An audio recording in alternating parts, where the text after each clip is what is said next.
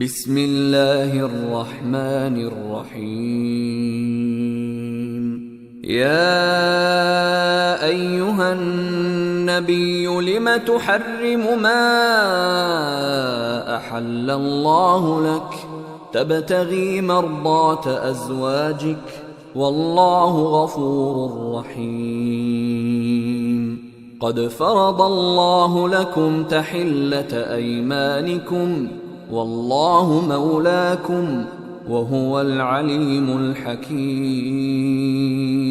وإذ أسر النبي إلى بعض أزواجه حديثا فلما نبأت به وأظهره الله عليه عرف بعضه وأعرض عن بعض، فلما نبأها به قالت من أنبأك هذا؟ قال نبأني العليم الخبير. إن تتوبا إلى الله فقد صغت قلوبكما وإن تظاهرا عليه فإن الله هو مولاه وجبريل وصالح المؤمنين والملائكة بعد ذلك ظهير. عسى ربه إن طلقكن أن يبدله أزواجا خيرا منكن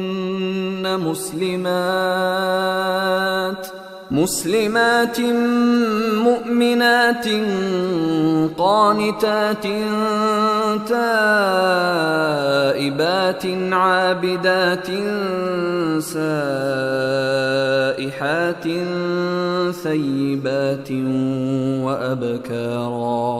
يا أيها الذين آمنوا قوا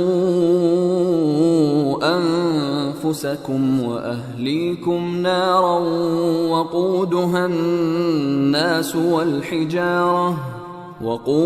الناس والحجارة عليها ملائكة غلاظ شداد لا يعصون الله ما أمرهم ويفعلون ما يؤمرون. يا أيها الذين كفروا لا تعتذروا اليوم إنما تجزون ما كنتم تعملون. يا أيها الذين آمنوا توبوا إلى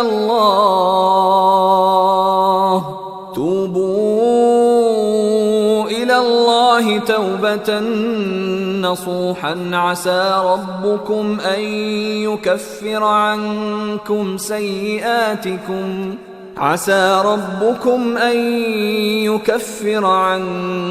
سيئاتكم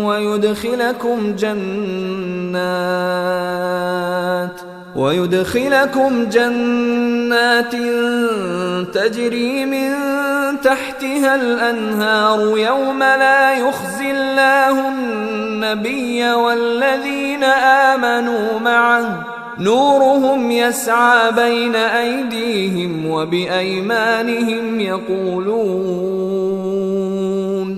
يقولون ربنا أتمم لنا نورنا واغفر لنا إنك على كل شيء قدير.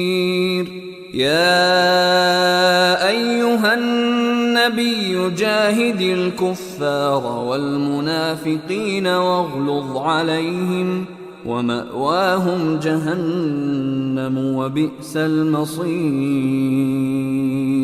ضرب الله مثلا للذين كفروا امرأة نوح وامرأة لوط